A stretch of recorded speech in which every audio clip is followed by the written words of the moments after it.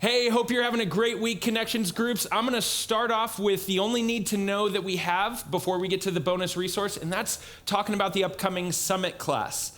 On Sunday, the 20th, we have Summit class from 11:30 to 2:30, and we've been working really hard over the last few months to make sure that this is as helpful of a resource as it can be for you to engage in what do I need to know about the context and the background and where I fit in the life of the church. So we've revamped both Summit 1 and Summit 2. It goes from 11:30 to 2:30. In between there, you got childcare is provided and lunch will be provided for those in class and childcare and those in childcare.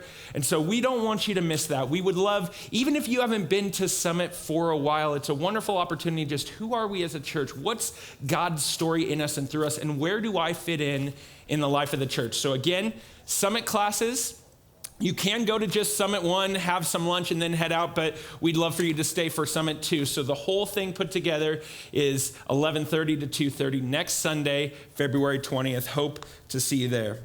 Diving right into the bonus resource questions. We were talking a lot about prayer, and man, I hope that you can go deeper in your discussion about what has your prayer experience been like. Be honest about that. There isn't a right or wrong answer. In fact, that's the first bonus resource question that we have. What has been your experience with prayer?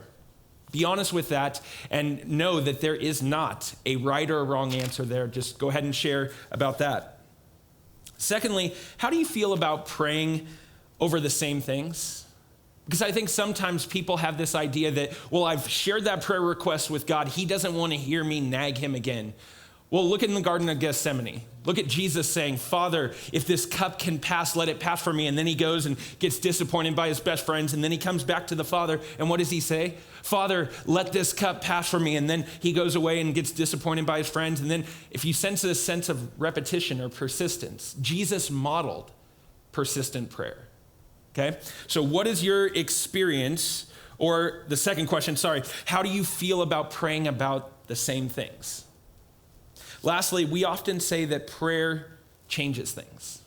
Where do we get that theology from? What do you think that means? And I encourage you as you talk about this, remember that we often say God answers prayer. Well, God always, 100% of the time, answers prayer.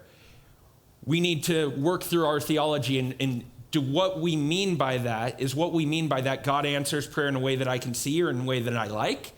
Because God will always hear and always answer our prayers. So hope you have great conversation about this. Love you guys.